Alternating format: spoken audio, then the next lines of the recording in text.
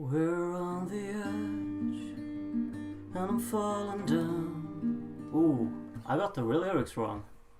Terribly sorry for ruining that for you.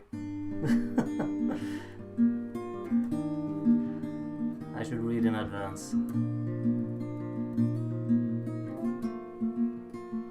We're on the edge, we're miles apart, and I'm 6 feet under, digging down my heart. We're on the edge, we keep falling down. I'm 6 feet under, digging down my heart.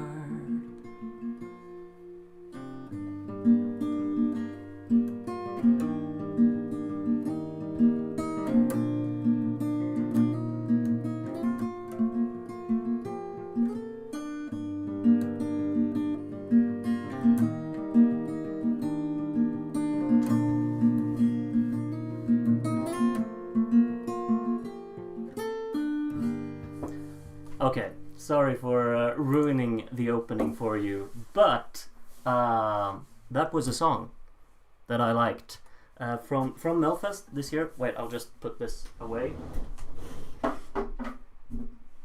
I'm right back with you. That was a song from Melfest that came to the final tonight. Celebrationary Times for 6 Feet Under, which was a song that I liked.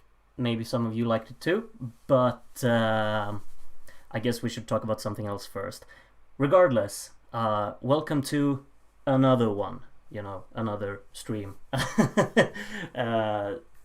do you call it? Welcome. That's what you say. Welcome to everyone coming back today. Hope that you're all well. Hope that you've all had a wonderful time watching some national finals tonight.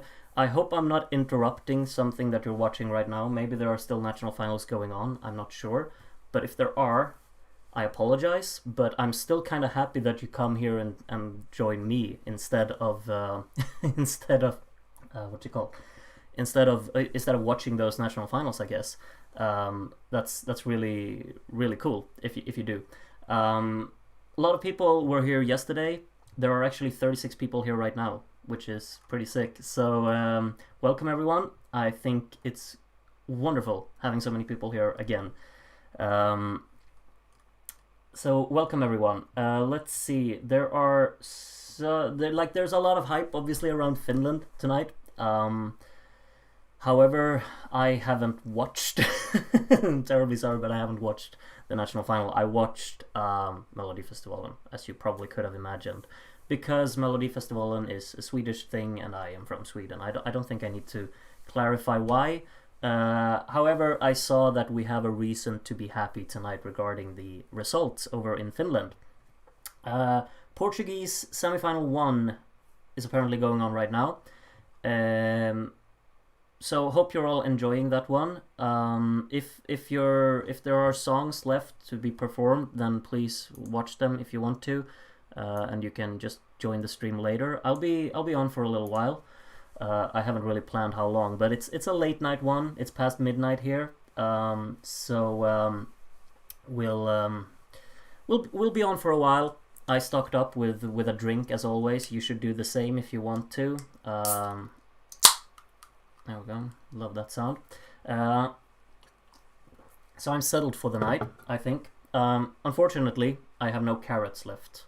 All my carrots, I ate all of them yesterday during the stream and after it. So I have a carrot deficiency tonight, which is rather unfortunate. But I think I will manage anyway. You'll just have to, energize me instead.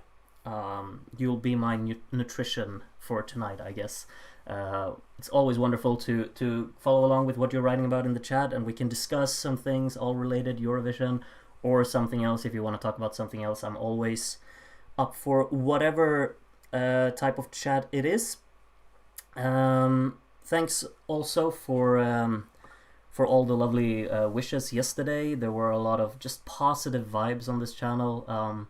There's obviously a lot going on right now. I don't know how well aware you are of everything going on YouTube, but there's a lot of just, what do you call it? Like bad vibes on most places on YouTube. My channel included. However, I feel like I have such a lovely community here. Those of you that come out for the stream are just the best people on the planet, pretty much. The people who watch the reviews, those of you who do it, awesome. There are other people who are not the nicest people on the planet, and unfortunately this is a recurring theme every year, but I feel like it gets worse and worse and worse every year, which is rather unfortunate. I'm not gonna dwell too much on what's going on with what people say to each other. It's just pretty bad, and it's not something that anyone really can shy away from. I think we'll just have to live with the reality that a large amount of the people who watch Eurovision and follow YouTube and stuff are really, really nice. There's just a select few that for some reason are not. We should probably leave that where it is. We don't need to dwell on it, but thank you all for joining my chat tonight. 44 people right here, right now, and those 44 of you, you're all lovely. At least from my interpretation from you, you are. Hello, everyone. There's a lot of stuff you're talking about already. Let's see. There's a lot of Portugal stuff, and I, as maybe you know, I haven't heard anything from Portugal. So I need to get on that. I think like after tonight we'll have some songs finished for the final, I guess. So I should probably take a look at those pretty soon. But there's also, I got a few songs left from Germany to check out. I got all of the songs from Serbia and Moldova, I think. Right? Moldova has a final soon as well. I of course have to check out the song that wins in San Marino. If they've picked one yet. I don't know if they have. But yeah, I have to check that out as well, of course. And then of course the Portuguese ones. And then Iceland has, I guess, a final now as well. So there are 3 more songs, I believe, that I have to listen to from Iceland. So a lot of songs. It's gonna be a hectic week, which I'm not really prepared for because I'm back to work next week. So yeah, we'll see how all of that goes. Taya says that I missed so much. You should definitely watch UMK performances. The production was top notch. I should do that, but I can't do it like now. What do you call it? Like, because I'm streaming. And if I like stream listening to or watching them live now, I'm gonna get taken down from YouTube instantly. So we're not gonna do that. But I will make sure that I check it out. Let's see, Scandinavian countries are slaying this year, maybe except Denmark. Yeah, Denmark are not slaying this year, but what do you call it? Sweden, we don't know. I mean, Sweden could go for something that is not is not top notch. We don't know yet. We got a few songs in the running that I don't think we should send, and if one of those wins, well, then tough luck. Let's see, San Marino will pick in half an hour. Okay, so I think we'll get that live then. You can tell me what wins, but I need no spoilers because I have to review it, of course. But we're gonna get a new Eurovision song in half an hour. That's pretty exciting, I guess. You still haven't checked the revamp of Lithuania. Oh, you know me too well. There's a lot of other stuff going on all the time. I will get onto that, but I'm not gonna make a review for it, if that's what you're expecting. I've made a review for the song, and I don't need to make another one for it. I feel like I will have nothing to say. So yeah, but you're actually completely right, Film 4.0. I have not checked it out, and I should. I'm just kind of wondering when, because tomorrow there are so many songs that I have to review to really just kind of make myself keep up to date with everything that's going on in all of the national finals. But we'll see. What's with the stage invader? Is there news why they did that? It's just speculation, I guess. But I read something. You can't trust everything you read online, right? But it's some environmental cause about, do you call them wetlands, that are kind of threatened, I guess. Yeah, there's usually when it comes to invaders of certain things, it's usually about either religion or environment, I'd say. Ans Rick says that invader is an eco-activist. Exactly. Yeah, that's what I read as well. But we'll see. I don't know if anything has been confirmed. It might just be someone who just wanted to mess with people to mess with them. Let's see. Keria won with like more than 400 points. Yeah, I saw that. We're gonna go through the results, but of course I haven't seen them live, so I can't really.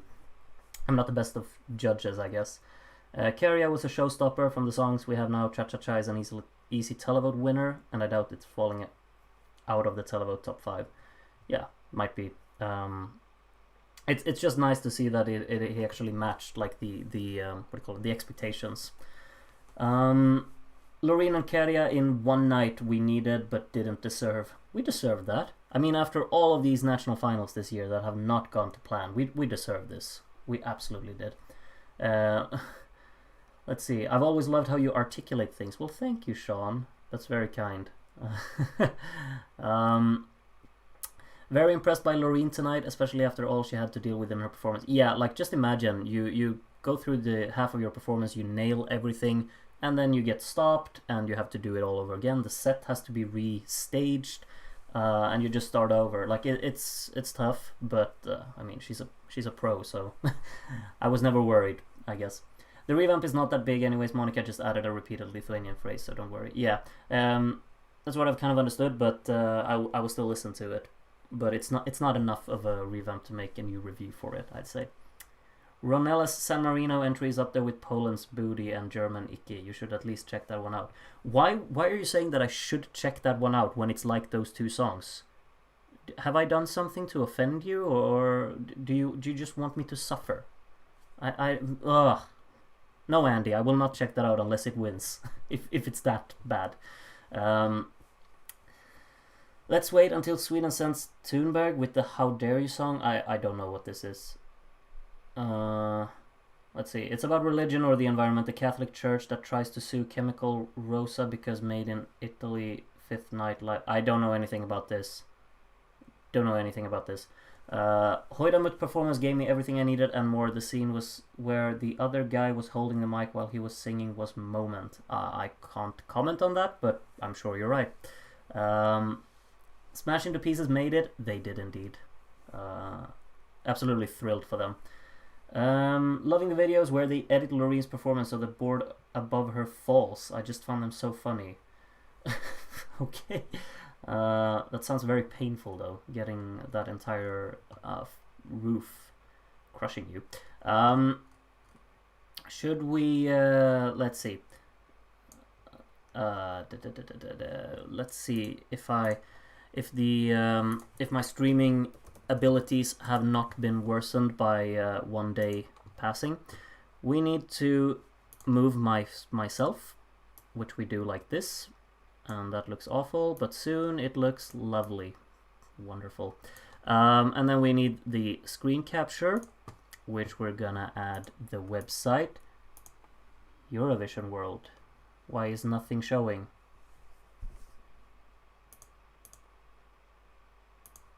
Why is nothing showing? What am I doing wrong? Oh god. Okay. There we go. Alright. We got it. At the end we got it. Okay. Eurovision World. So we got 3 news so far. We talked a little bit about the hosts yesterday. Don't really know much about them, but we'll get through the news here. I don't think we're gonna stand too long on Iceland because I haven't listened to the songs yet. We're gonna get to that in a little bit, or well, not in a little bit, but I will get to that in next week. I guess, because there are only 5 songs there, and I've already listened to 2 of them. So 3 more songs to listen to. I should be able to manage to do that. So we have Siga Ozg and Langiseli and Skugarnir, who went through. So yeah, how are we feeling about that? Good, bad, meh? Do we care? What's the? Is there anything in Iceland that's worthy of being top 5 material in Eurovision? You'd say. Let me know. Let me know what to expect. I might think so, and you might not think so. So who knows? But for now, tell me if it seems good so far. I'm trying to really. This works terribly. Okay, let's see what you're saying. Hi Groot, Guillermo says hello. Welcome to the stream. This is the first time I see you here, so welcome. Maybe you've been to the other ones and haven't just commented, I don't know, but welcome. Watching your stream because at this point Portugal NF is just juries talking. Yeah, you're welcome to listen to me just talking instead. That's a choice you can make. The snippet of Kuma's staging was the worst bit. The staging was actually quite cool. I'm happy to hear that. Didn't help them though, did it? Cha-cha-cha is my favorite so far, but I wasn't fully on board with the staging concept. The transition to the melodic side was a bit underwhelming. Ooh, I'm looking forward to listening to it, but we'll see. So people seem to not be very overexcited by Iceland. It's a lot like didn't really care for Iceland this year. Iceland is underwhelming after the great run of 2019 to 2022. Have they had a great run? So it's Hattari and then Dadi twice, and then the sister group. I haven't really been like wowed by any of those, but I get what you mean. They were appreciated. Yeah, I get it, Andy. There's nothing on par with those then, I guess. Kuma probably had my favorite performance overall in UMK. Ooh, I have to watch that as well then. People seemed angry though about Iceland. Are we not? Are we upset? Iceland is absolute meh. Celebs, okay. Unfortunately, no one. Celebs made it through for wildcard. I'm just happy about that. Okay. No one is watching Iceland. Maybe next week when they have the final, right? Maybe someone's watching them. Or are there other national finals next week? There's Germany is next week, I think, and maybe more. I always think Iceland always sends either something really good or really bad, never in between. I'm actually the opposite. I think there's a lot of like in between songs from Iceland that I don't really care about, but I think they're pretty good. But I see where you're coming from too, Noah. Absolutely. Iceland doesn't really have a standout this year, in my opinion, but Dijla from Semi 1 is my favorite so far. That one was pretty good. I can see that being a favorite. We'll see if that one wins. At least Celebs got to the final so you can review them. They're my favorite. Okay, so I'm gonna review your favorite. Congratulations. I really want Iceland to win. That will be interesting. Oh, they have a song in the selection that should win? Or you just want the concept of the country of Iceland to win Eurovision? You have to clarify. Iceland has my all-time favorite with Hattari, so they have hard times to beat that. Setting the bar high for you then. Did you listen to Loreen? Of course. I watched Melody Festival tonight. I didn't watch UMK. So obviously we're gonna talk about Melody Festival a bit later. I think we need to get through Finland first, and then we can just dive into everything Melody Festival. And I think we're gonna like talk the semi-final. We're gonna talk like potential winners. We're just gonna get all nerdy about Melody Festival because that's where my excitement lies. Portugal has had a 10-song recap about 20 times. That's funny. Christine Cecilia, I thought she had a good song, potentially top 5, but the performance tonight was so cringy. Didn't make the final, and rightly so. It's always unfortunate when those things happen, that the performance doesn't live up to the standards. Kuma was really good. I'm happy to hear it. I have to watch... I'm gonna watch all 7, I think, because I really liked UMK. I liked all of the songs. And from the snippets, I thought Alexandra's staging looked really cool. And Robin's staging actually looked pretty cool as well. Even though I didn't really care for the song. But next week is Germany, Iceland, Serbia, and Moldova. I have a lot of songs to listen to. Wow. I don't think I will manage to do all of this in 1 week. Germany I will finish, Iceland I will finish. We'll see what happens with Serbia and Moldova. Maybe I just need some recommendations on a few songs to listen to there, the favorite ones. Um, Germany's is actually the day before Iceland. Okay, so Germany on Friday, I guess, and then the rest on Saturday. Someone said the live performance of Cha Cha Cha a bit like a porno. Interesting. Okay. I mean, I will still watch it, but very interesting take. Germany Friday and the rest Saturday. Okay, I'm gonna be watching Serbia. Lol. Alright, all the power to you. I will be watching Melodifestivalen, even though it's only second chance. Iceland last amazing song was 2016 and it didn't qualify. Was that Hear Them Calling? Yeah, that one was good. Let's hope for Jan in Poland, Luke in Serbia, and Lord of the Lost in Germany. Yeah, Poland choose tomorrow, right? So we're gonna get another song tomorrow as well.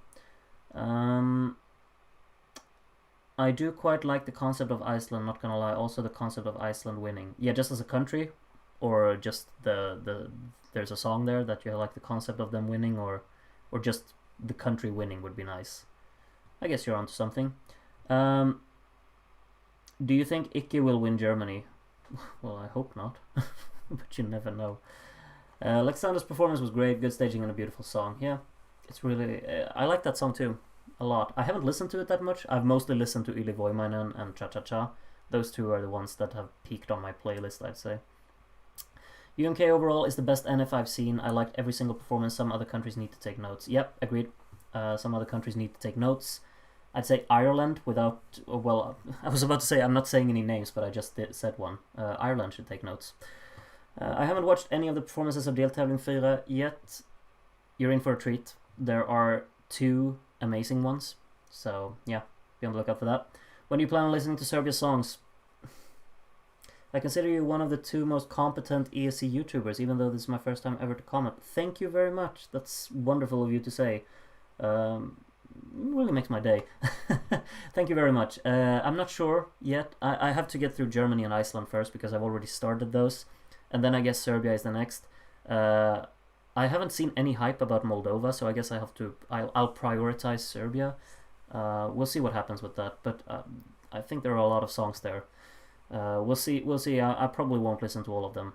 Sorry, Alexandra, but it is what it is. There's they need to spread out the national finals more. Like when Ukraine was the only one, I had all of the time in the world, and now all of them come at the same time. For Moldova, I'd limit it to the five fan favorites. Yeah, I'll probably do that then. I managed to switch to Sweden exactly before Loreen, but my connection crashed before one of my favorites in Portugal, so it evened out. Well, that sucks. I'm sorry to hear that.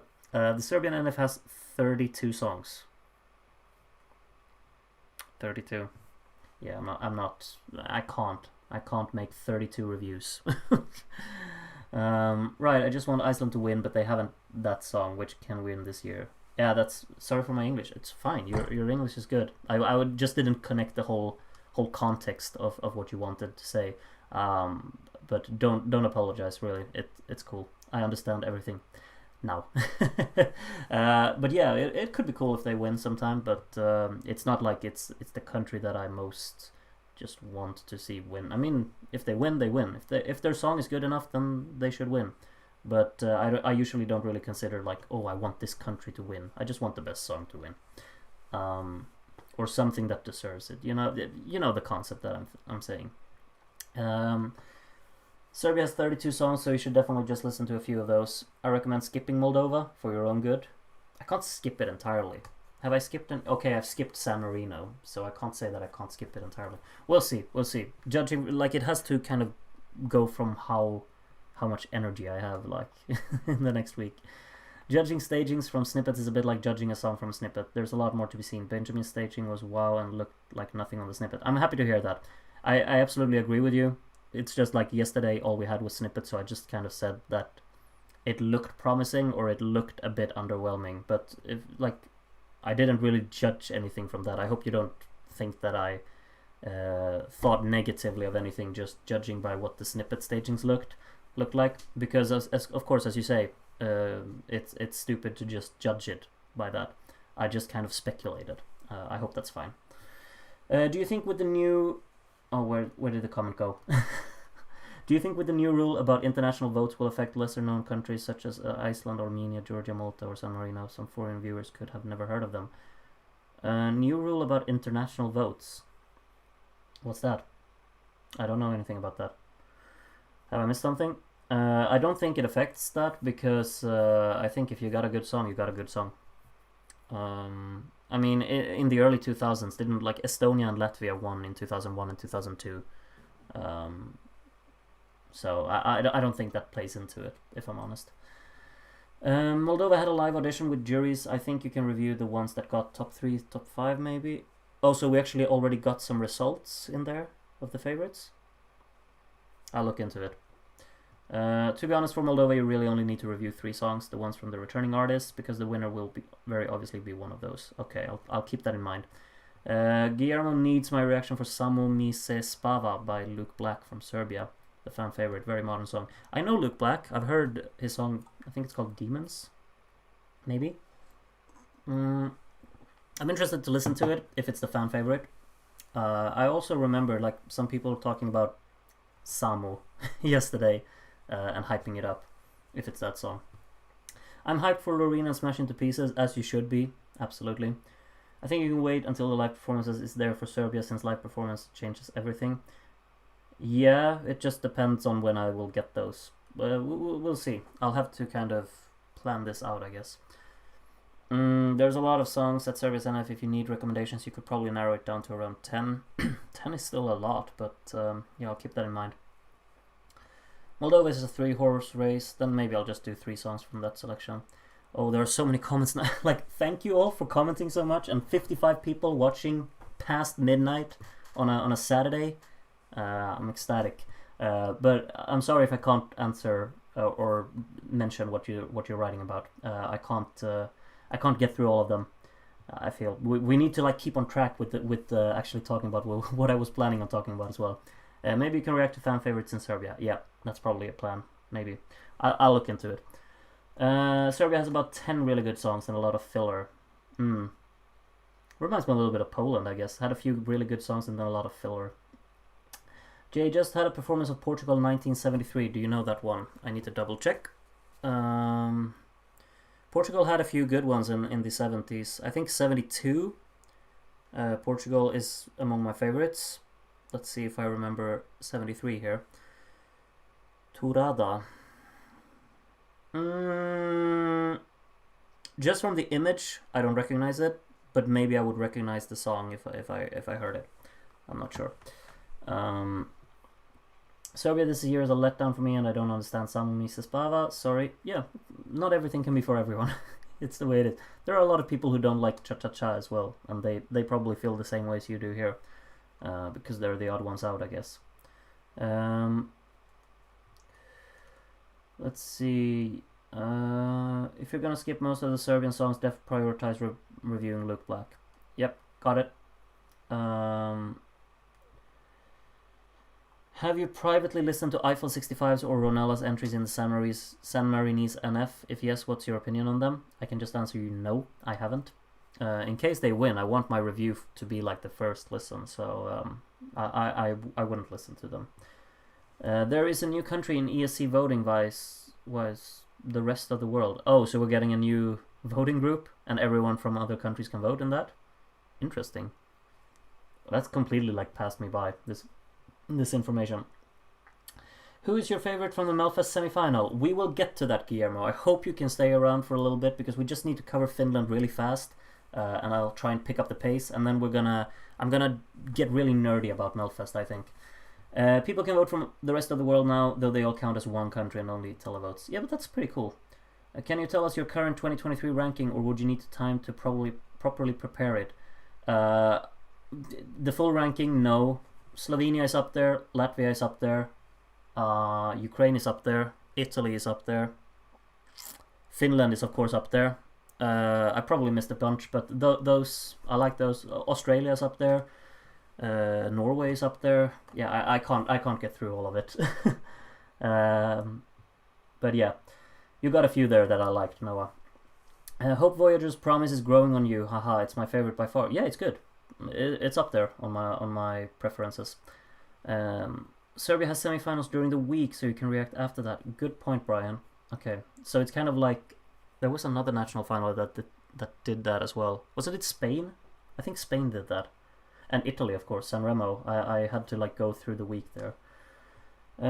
Honestly, I kind of think Sweden is a sure winner at this point. At least I hope Kärja can dominate the rest of the field. Well, I mean, Sweden might end up going for like Maria Sur, and then I don't think you would consider it to be a sure winner. I'm really happy about many new genres in national finals and Eurovision too. Love experimental and metal music. Yeah, like the amount of rock music that we've got is amazing. It's just a shame that no one picks it. Like, Denmark had one job. Denmark had one job. I will never get over this. I'm sorry, but I never will. This year is so strong. I really enjoy most songs this year. It's alright. I'm not... I haven't given it too much thought yet, but it's shaping up to have a lot of good songs, actually. MF is really weak this year. In your opinion, maybe. Like, I agree. Like, there's been a lot of, like, meh stuff here. But I think it's been shaping up a little bit. Like, it has been really in, like, uneven... split in the different heats. Like the first heat was so bad, and then it's like gradually got better. It's just awkward in that case, but I get your point. But I think there are a few really good songs this year, especially 3. I will stay here. It's just 5:32 p.m. in Mexico. Muy bien. No, they're gonna go for Loreen. Come on, yeah, probably they will, but we can never be sure. I think Ukraine teased a revamp of the song, and I thought that sounded completely different with a new melody. I'm worried about that. I like Ukraine the way it is. Tomorrow, big day for us from Poland. Yeah, Agera. We'll see what you're gonna go for. Lucas says the job was to pick Aya. Sorry, Niklas. Yeah, but I didn't like Aya's live performance. The song was absolutely winner worthy from their selection. But like Freedom had the best performance. In my opinion, that performance was everything I want in a rock song. It's just fantastic. And like the charisma, the energy, the intensity, the aggression, getting the whole audience pumped. I just loved every second of it. Okay, let's move on. I'll shut up about Denmark one day, but today is not that day. Let's talk UMK. Daniel says Riley was a good choice for me. Yeah, for you. Not for me. Let's see what we got here. Okay, so I've actually already seen this ranking. So Benjamin finished last for whatever reason. A bit unexpected, I'd say. He was among the fan favorites. But yeah, there were 2 songs that were very far behind everything else. Alexandra was one of those 2. But you can definitely see why, because the televote was what really killed it. Yle Voimanen only getting 5th is very sad for me. Girls Like You getting 4th is okay. I mean, I think we all expected it to kind of be the only one that could challenge Cha Cha Cha. At least from my understanding. No Business on the Dance Floor finished 3rd, so I assume the live was pretty good for that one, which is awesome. It's not my type of song, but I still could find like some parts in it that I really enjoyed. I think this instrumental hook of it is really charming and has a wonderful sound to it. And if the performance is good, then, you know, deserve to get top 3 for sure. Portion Boys got 2nd because of the televote, basically. I can't really judge anything before watching the performances. But if I just go back to when I made the tier list for UMK, I don't really remember entirely, but I'm sure that Girls Like You and Portion Boys were the ones that I had the lowest, and then probably Kira, and then I think Benjamin, and then I had Alexandra and Kuma as the great alternatives. I'm pretty sure that was the case, and of course Cha Cha Cha is the winner. And I mean, Finland agreed that Cha Cha Cha should be the winner. It was 343 points over 2nd place in the televote, so that's pretty insane. So according to televote, the results should have been very similar to the way they actually ended up. Only thing different is Hoidamut and Something to Lose swapping places. So in this case, the jury didn't really have that much to say about anything. If we go to the jury vote, though, I like the way that these results look. They're very similar to my tier list, if you can kind of recognize that. Of course, I can't judge from the performances, but it's very, very similar, like eerie similar to the way my tier list looked. But yeah, I gotta say, judging from the overall ranking, if I just take song-wise, I think that Yle Voimanen is the major standout, that it only finished 5th. But 5th is not last, and I mean, I think the main part for them was they were never gonna win anyway. and they actually got a massive hit from doing UMK this year. I don't know if they're already famous in Finland, but I'm really thrilled for them being that much, like, they've been charting really, really well on, I guess, Spotify or just the Finnish charts in general, and that's so cool for them. So I think they just kind of gained something by competing here in basically just getting a hit, which is amazing. So I'm really thrilled for that. Also kind of like this voting system, to be honest. The televote has much more power, 75%. I mean, it becomes very evident that the jury doesn't really have anything to say then, but still, it's much preferred by me if the televote has more to decide, like a greater impact than only a jury, because juries can sway a lot of things, like we saw in Lithuania, for instance. I don't really support what happened there. Okay, let's see what you're saying about this. Benjamin Last is disappointing. Yeah, I could absolutely get on that. Carrier is the perfect winner. Yeah, I agree. Thanks to you, I like freedom more now, so you should be happy. I'm happy about that, actually. I could swear Portion Boys will come second. Well, they did. Well done, Vlad. Benjamin finishing last is a crime, but also this NF is so insanely great, so I can understand. Yeah, exactly. Like, the NF as a whole was just fantastic, so anything getting last is basically not getting a last place, because you made it as one of these 7 really great efforts.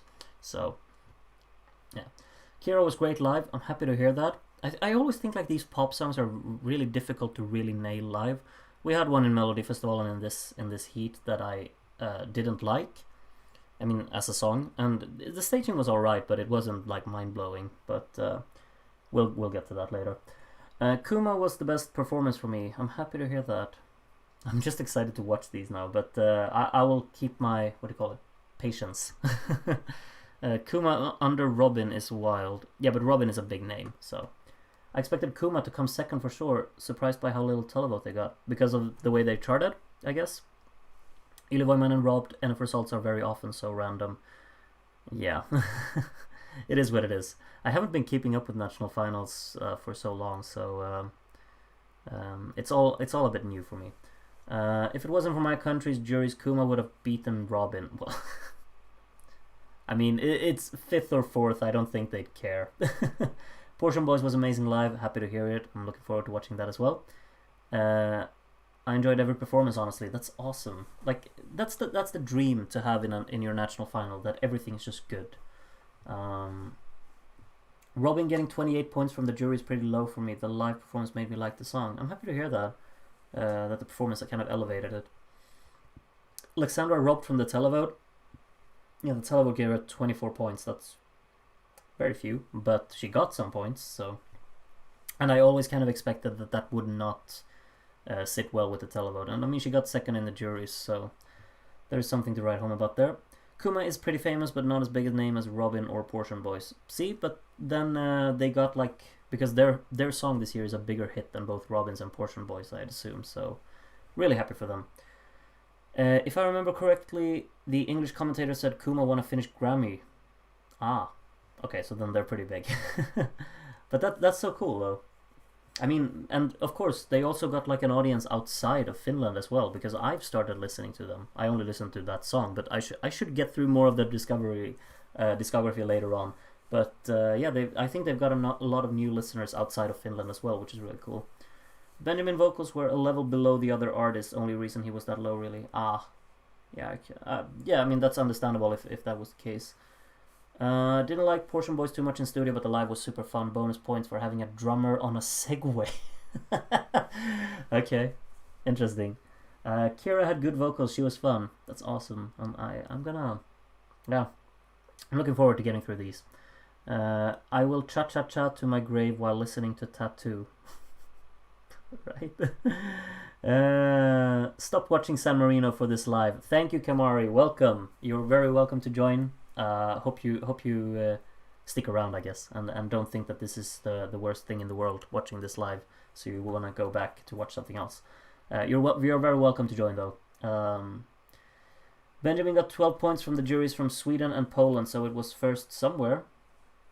That's true then. To be honest, they all did good, which is the main thing. And Girls Like You and Alexandra were the 2 songs I were about, but they were both elevated, I feel. Awesome.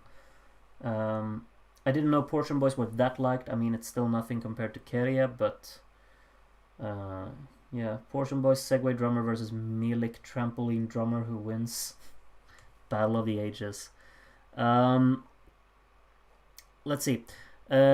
Should we finish about UMK by just confirming that Taya says, honestly, UMK might just be a perfect national final. Fair system, fantastic songs, not too long or too short, and absolute perfection in production and staging.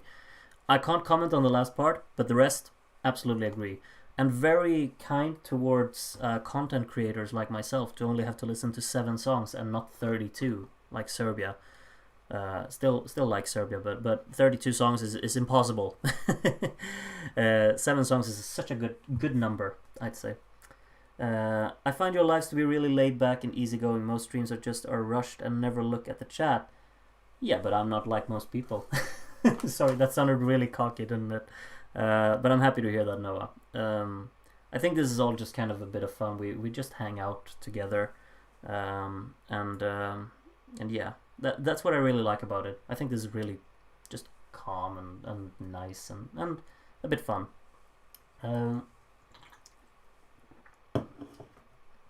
Brian says, you should watch the videos of UMK artists reacting to each other's songs. It's probably my favorite Eurovision related video ever. I've watched it. Don't you worry about that, Brian. It's really fun. And the girl from Portion Boys is like really excited all the time, and it's pretty funny. And wasn't it something like Benjamin called Robin a girl throughout the thing as well? I think there was something like that. Yeah, it's a funny video. I agree with you, Brian. I should watch it again, but there are so many things I should do. The thing that I should do the most though is just stream, because this is so much fun. I actually thought Kira was gonna get last. I felt she was nervous. Well, she didn't. Or 100. Sorry. Wow. Ooh. Or 104 like San Marino. 105, 6. One of the finalists didn't show, and they were an automatic qualifier because they were actually from San Marino. Okay, I can't keep up with San Marino. It's just San Marino can do what San Marino does as long as they choose a song. Then I can keep up. Yeah, Benjamin said "Go Girl." It's embarrassing. Samu Haber was also an amazing host. I can't get enough. Is that from UMK? Samu Haber was the host there. Have Eurovision World written anything about that? They haven't. I assume so, because I think Rauli, I remember your name, and you said something about Finland before. I think. I hope I'm right. Okay. Let's end Finland there. We can only just confirm one thing, that we got a really strong contender for Eurovision now. Seems like when we talked yesterday, or when I streamed yesterday, I asked all of you what song we were cheering for. And every single comment, I think every single one, had Cha Cha Cha at least like top 3. So, I mean, no one can really complain about this, at least not in my chat. And if you do, it's fine. You're entitled to not like it. But it seems like it's very, like, do you call it universally loved? You can't call it universally. You call it liked by everyone. Let's just say that. Apparently, Keria's name roughly translates to Mr. Wins a Lot. Interesting. Usually I watch the recap and listen to the songs I liked in the recap. If I don't want to listen all of them. I could do that, but there's always something, like recaps don't show, like you can miss so much if you just listen to a recap.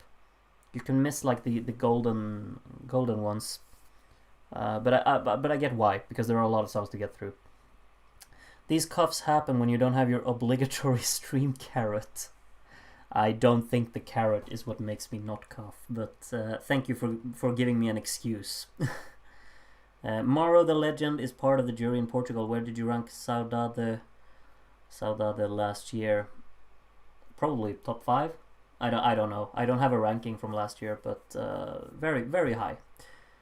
Yes, from UMK. Yeah. Okay, Rowley. I'm happy to hear you got a good host as well. Let's move to Mother Loreen. San Marino is still not over. Okay. Good night, chat. We'll finish this stream tomorrow. Don't you worry. Have a good one, Mihailo. It was lovely of you to stop by. Sleep well. If you can't sleep, I'm here. you can come back. You're absolutely welcome to come back if you want to. But have a good one.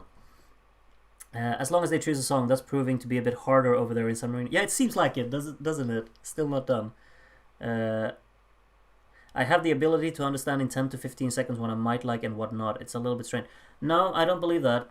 Like, sometimes you just kind of have a song that you've listened to in a very short snippet, and you just feel like, yeah, that wasn't anything special. But then when you listen to the full thing, it grows on you. That must happen at least once in your life, Ans Rick. That must have happened at least once. I don't believe it. I don't believe it. No chance. Okay, the results from Heat 4.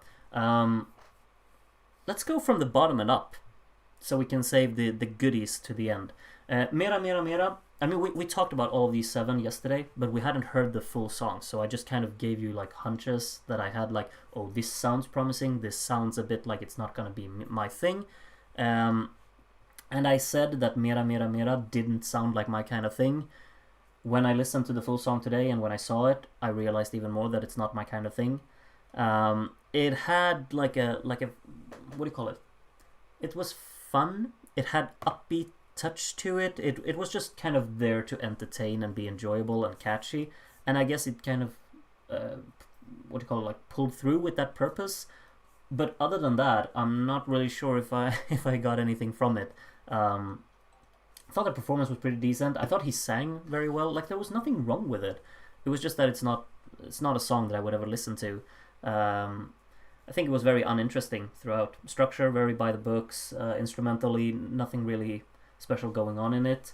Had a hook to it and had some charm in the performance, but I think that if one of these songs should have finished last, it's probably that one. Sorry, Emil. I'm sure you're lovely, but I didn't really care for your song.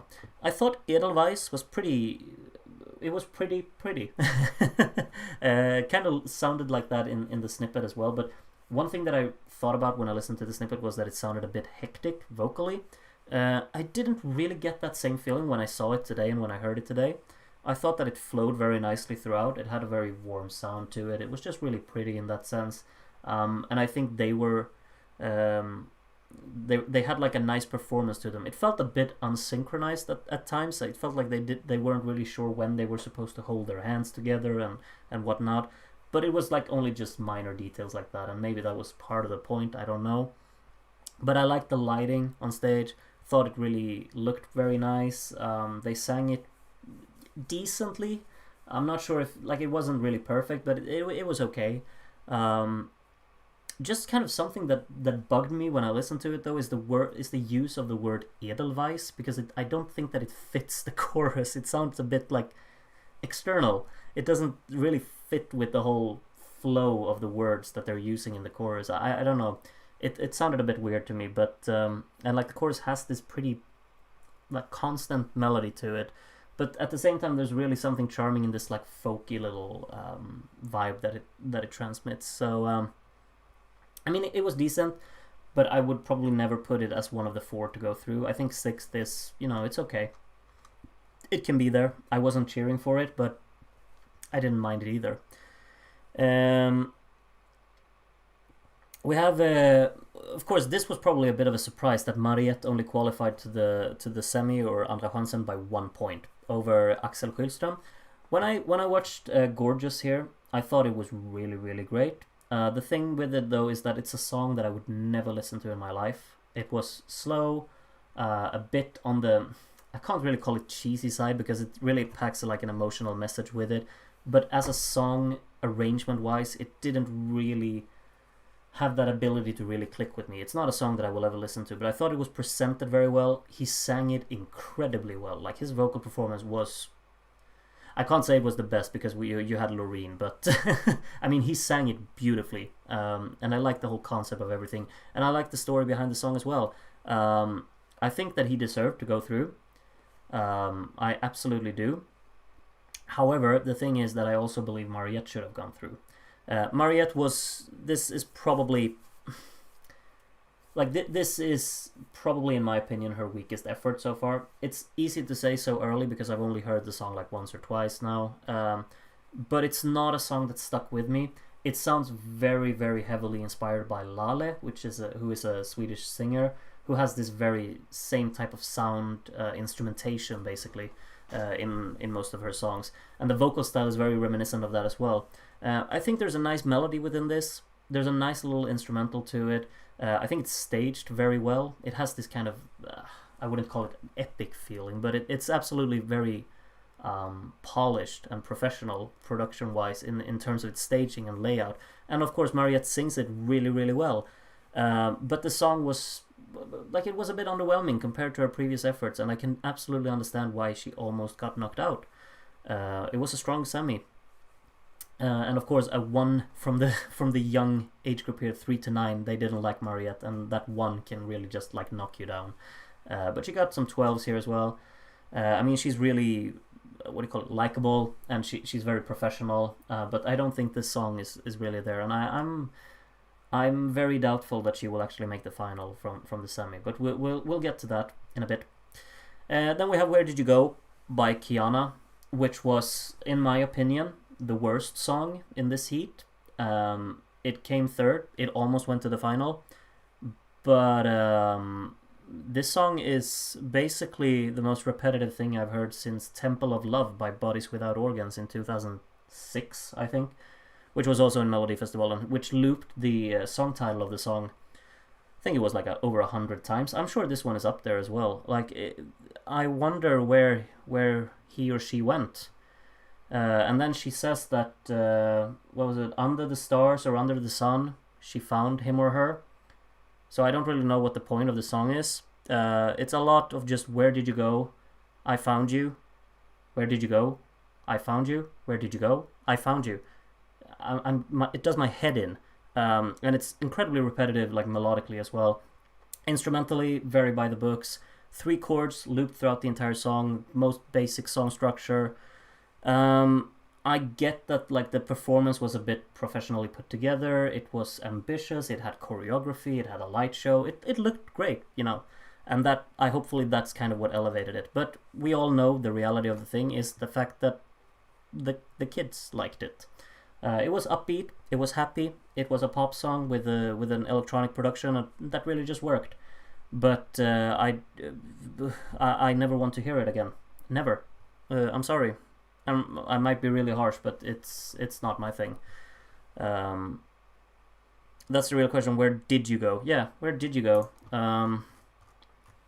I think he or she went under the stars, because that's where I found you. I found you under the stars. That's where I found you. I want to know. Where did you go? Where did you go? Where did you go? Where did you go? I want to know. Like, are you seeing what I'm seeing? What is this?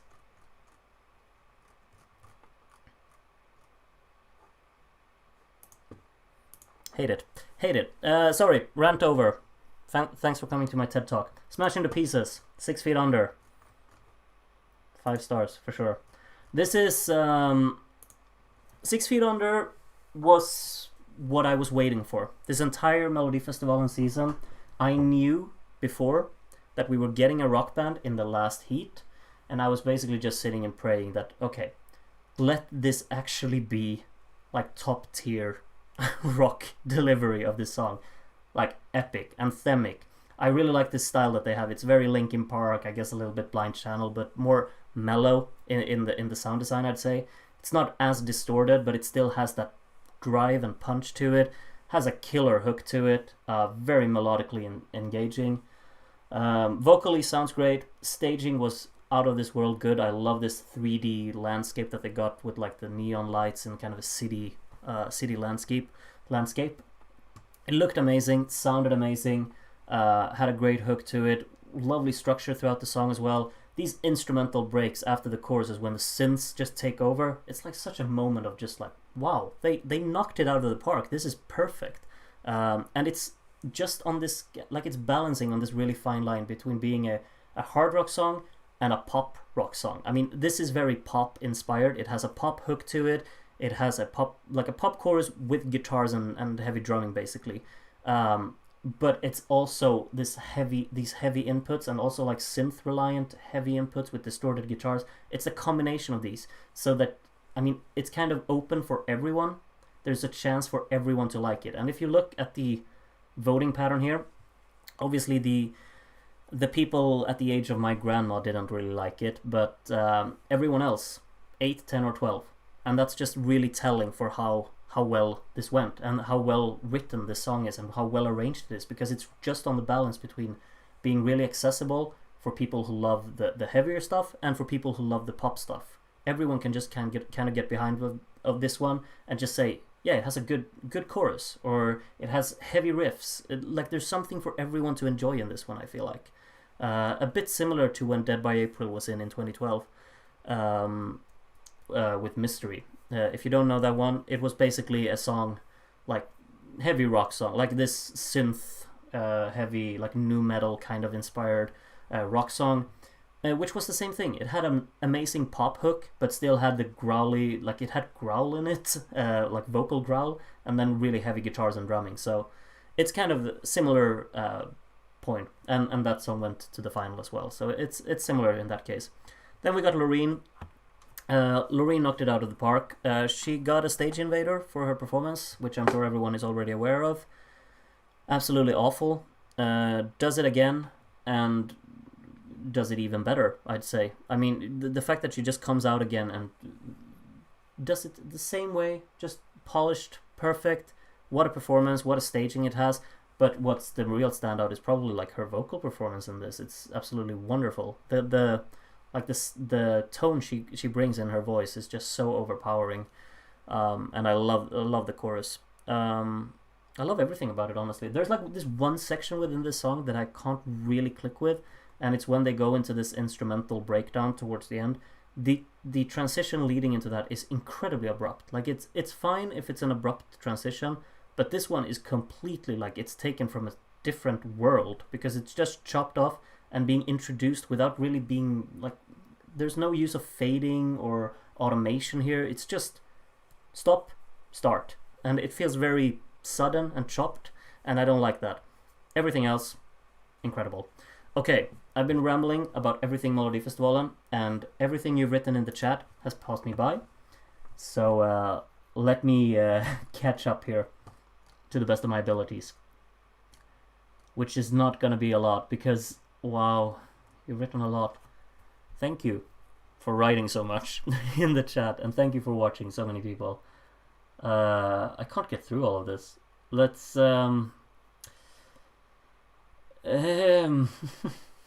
let's see. Marcus and Martinez is the only song that have a small chance of beating Loreen, but as of now, Loreen definitely winning Melodifestivalen. Yeah, I think Loreen's winning too. I'm just happy that Edelweiss isn't last. Yeah, I mean, only the 3 to 15-year-old liked it a lot, so that's, yeah. We're talking about Emil Henron, I guess, yeah. I'm so satisfied with the 2 direct-to-finalists. Me too. If they had split the last 3 in the 2 first deltaliga, all of them would have qualified. No, I think you're exaggerating a little bit. But I think Axel would have definitely made it in another semi. I wonder if Smash Into Pieces have a chance of winning. The way this year started with Rock, maybe we'll get Rock even from Sweden. They're not winning. Sorry to tell you this, but I can't see it. But it's a good sign, because I'm terrible at predicting. I always get it wrong. But, I mean, we've had rock songs in Melodifestivalen before, and they've never won. Never. Never. And it's not happening this year either. But if it does, no one would be more thrilled, or maybe someone would be more thrilled, but I would be thrilled beyond words. Is there a semi-final which you thought was just so bad it was funny, like none of the songs deserved to go to Eurovision? The first one, but Jon Henrik is still good. So maybe no. Nah. But the first one was really bad. Very weird age votes for Mariette, in my opinion. Yeah, very chopped up, like divided in terms of the age groups. I'm happy the grandpas gave it 8. Oh, that's for Edelweiss. Yeah. I mean, it sounds very folky and old-fashioned, I guess. So let's see what else we got. San Marino, especially for young, emerging young artists, making it a platform for these people who are good but struggling to get into the music industry. Huh? I don't follow. We're talking about Sweden here. Don't remember anything about Axel's song, so I'll have an opinion after watching his performance. Yeah, absolutely watch the performance because the song is not really a lot to write home about. Judging who the winner will be by amount of YouTube views, Loreen is sailing away with rocket boosters.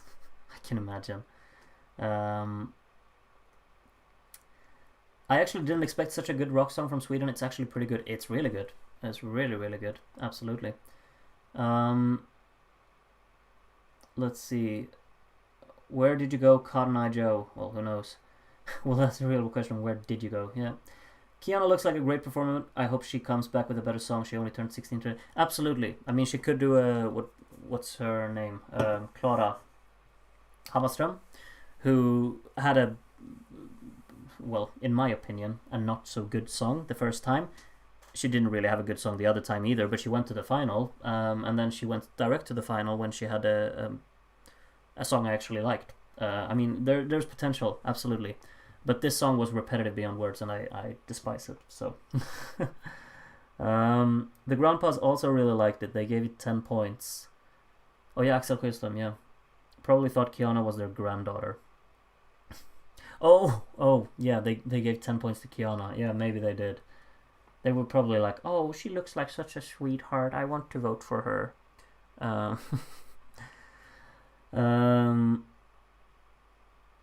Where are you now? Under the Stars, I guess. Not saying it's good, but I feel like Where Did You Go is a better version of One Touch from last year. Yeah, One Touch was not my thing either. So maybe I can agree on that. Geez, repetitive is an understatement. It really is. Like, it's silly how I don't know. I think she wants to know where he went. Could be wrong. Yeah, you might be wrong. I'm not sure. Well, we'll have to look into that. We'll have to ask her. Smashing to Pieces were amazing. Yes, absolutely. SVT really gave us a curveball, starting in hell and ending with Loreen with Euphoria. Yeah, 6 Feet Under snapped like that, I guess. Yep, I agree. They were amazing. I love the fact that Tattoo has a lot of Euphoria vibes, yet feels new and modern. Yeah, it has like the suspense of Euphoria, but it's also like a bit more uplifting, I'd say. But it still has that really like drama to it. That's really nice. Piri counted the Where Did You Goes, and there were 35 of them. Yikes. 34 too many. No, like 30 too many, maybe. Yeah. I think Smashing to Pieces would have direct to final in semi 1. Too bad they were overshadowed by you know who. In semi 1? Yeah, like there have been pretty obvious direct to finals in all of the semis so far. But I see what you mean. Like I was kind of feeling like at one point I felt like maybe this is so much that it clicks that they will actually go first. Like it gets the most amount of votes because it's so accessible for everyone. And I thought like after Statements people might be a bit on Loreen, like it's not going to be as accessible, but still it's Loreen and her performance was out of this world. So yeah, 6 Feet Under has a really catchy melody. I was happy it go directly to the final. Me too. Unrelated, but remember the 2 hours between the acts and the results. I think the results for Portugal semis just came out and San Marino hasn't chosen a song yet. Soon maybe. Who qualified from Portugal? I don't know, Luca.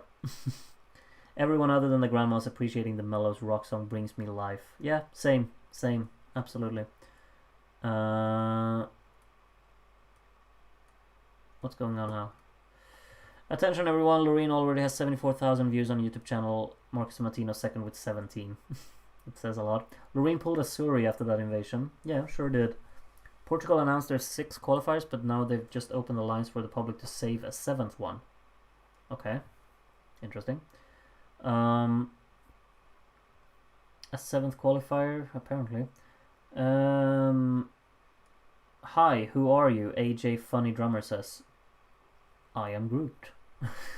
Thanks for subscribing though to my channel. Thank you, AJ Funny Drummer. You're welcome to join the channel.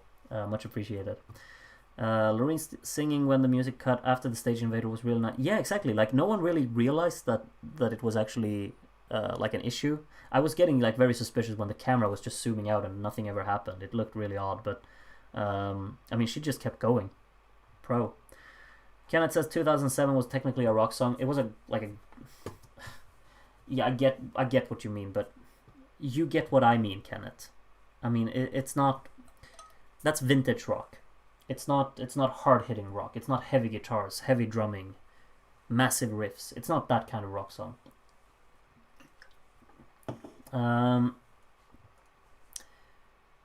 Okay, we're getting some Loreen updates on the view count. Guess we're on 100,000 soon. Wait, someone invaded Loreen's stage. Yes, Kamari, you can probably find it online. Just look it up. Not sure if I'm late to the stream, but what's up? You're not late. I mean, we've talked about Finland already. We chatted a little bit about Iceland. People let me know that no one cares about Iceland this year, basically. But yeah, we've just talked about Melodifestivalen. Have a good night, y'all. I'm going to go to sleep and have very nice dreams about Kerry and Loreen at ESC. Yeah, have a good one, Taya. Thanks for stopping by. Film for O, Melodifestivalen channel finally released all of the songs. I can't wait to listen tomorrow while training. Air, Tattoo, and 6 Feet Under. Yeah, those three. Saved them instantly. I did that as well. Should probably add them to my workout list too. All three of them, actually. Nice shout, Film for O. I'll do the same. Can't wait for you to review Contraste Mudo. You'll absolutely love it. You can't just say that, because what if I won't love it? You can't be sure. My sleeping schedule is so messed up. I woke up at 1:30 a.m. You woke up at 1:30 a.m. Yeah, that's pretty messed up. If Loreen wins Melfest, I might get the word Euphoria tattooed on my arm.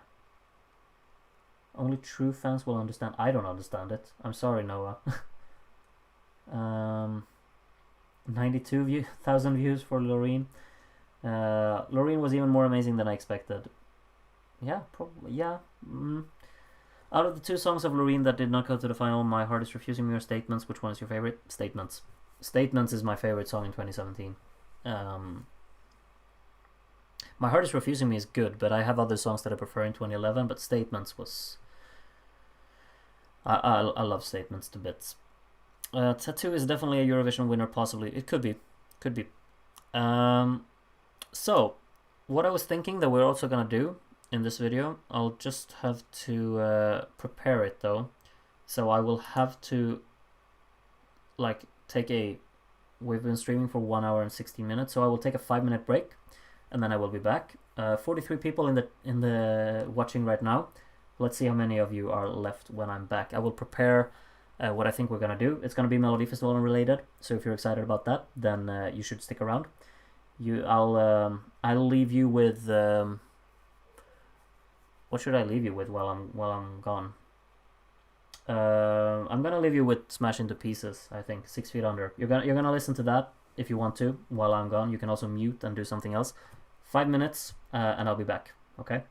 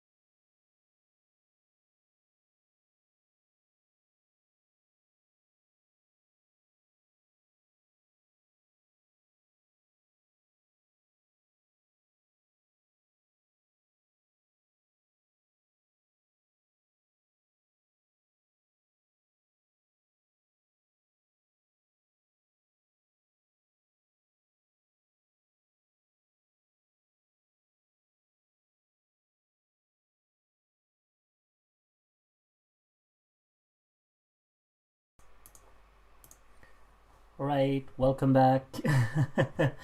It sucks not being able to bring any carrots with me. I feel a bit sad. Regardless, jokes aside, I guess I'm gonna stay hungry for this one. I was actually looking for some protein bars downstairs as well, and I've eaten all of them. So nothing of that as well. But if you can see on the screen right now, I've prepared a tier list for Melodifestivalen. Because I figured I'm not gonna make a video for this, but I will actually chop this part out from the stream and post it on my channel.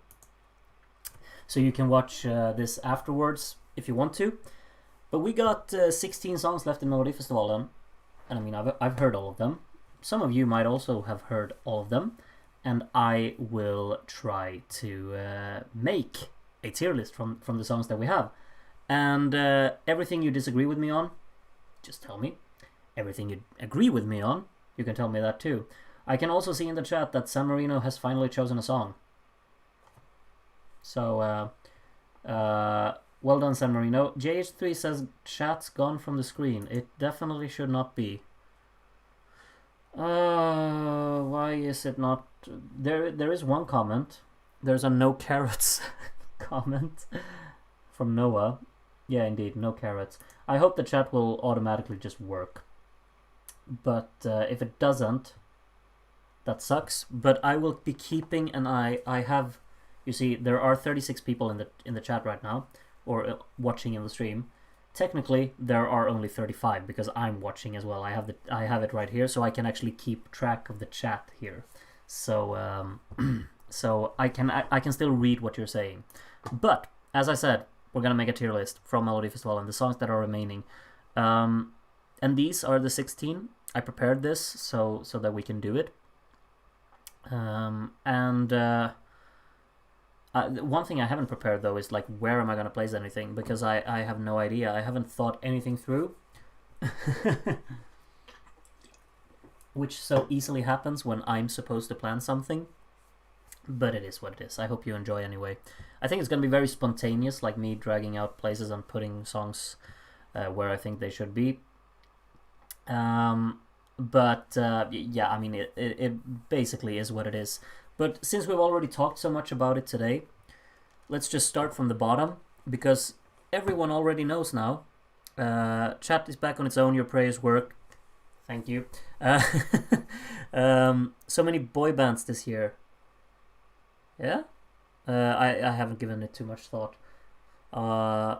Just get Loreen out of the way and pull her all the way to the top. Tack. No, we gotta save the top ones for the finale.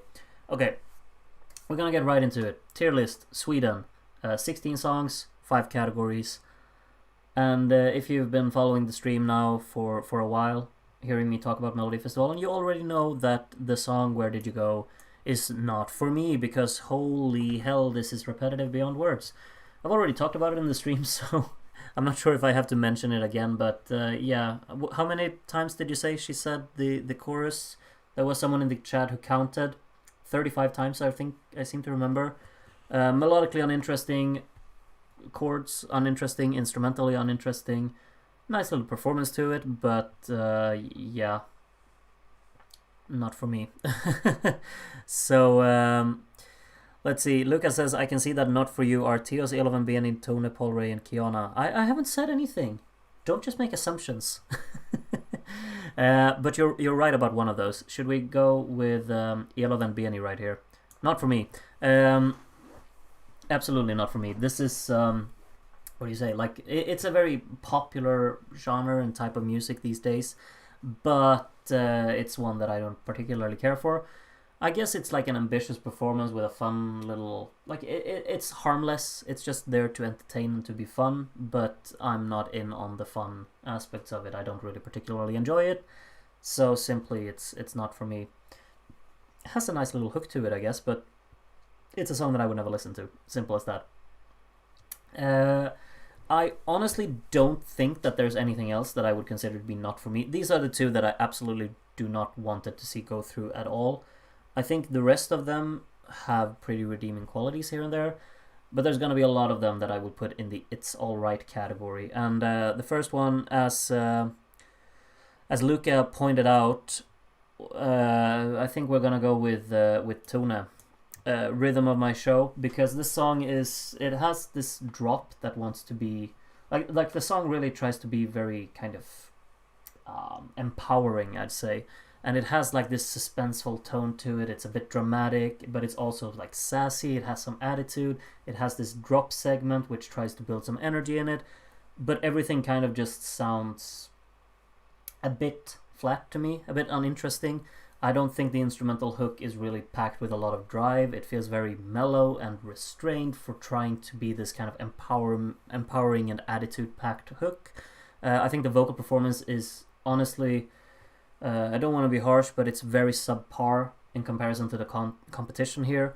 I think the vocals do not sound convincing, like in this performance. It's just not good enough, which is surprising me, because I think like "My Way" last year, Tone's song, was, I think I made a top list and I think I had it like 6th.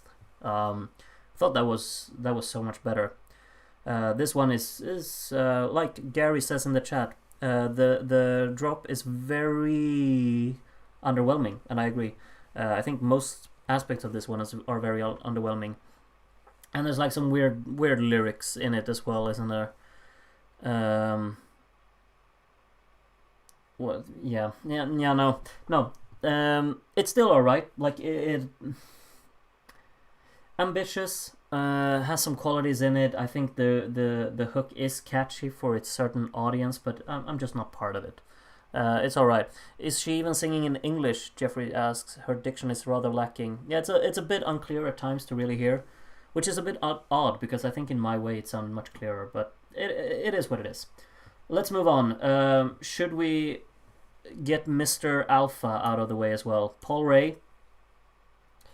I love him. I think he's wonderful. I think "Talking in My Sleep" is probably like it was in 2020, and 2020 had "Kingdom Come," so it's obviously not my favorite from 2020, but it's absolutely my top 5 that year. I think it's a wonderful melody. I think it's a beautiful song, very well arranged. And then we have "The Missing Piece," which I thought was almost even more beautiful. It had like this really pretty just setting to it, wonderful staging, wonderful performance to it, a lot of charm, a lot of just pleasant tones getting from it. And then we have "Royals," which is upbeat, it's energetic, it's intense, it's absolutely what I think Paul Ray should be doing after these 2 softer efforts, making a little bit of a switch, making something with energy, something that gets people going. And of course it worked out for him. He went instantly to the final. However, the song is absolutely just, what do you say? It's a song that frustrates me, because I don't need to hear about him being, or they being, royals and rebels and legends. It's like such dude culture, and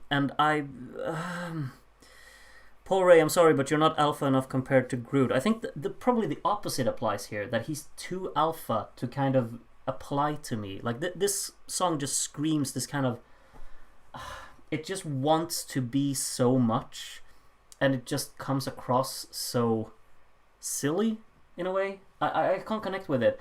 It's also a pretty like repetitive song throughout the runtime. I think what really just saves it is Paul is pretty damn great. The performance is really ambitious. It has wonderful staging. The choreography is great. The light show is great. It just looks fantastic on stage. It's just a shame that this performance is paired up with a song that is... I'll leave it blank. I don't like it. Sorry, Paul. I love your previous efforts, but this song... you need to stop singing about being a royal, because regardless of me liking you, you're not a royal. Okay, we're moving on. Like, this is such a pessimistic video so far. I feel there are a lot of songs here that I don't really care about, but, or are there actually? Like, I feel like we're getting somewhere now. The songs that I can see now on the screen, I'm starting to like them. I think we'll put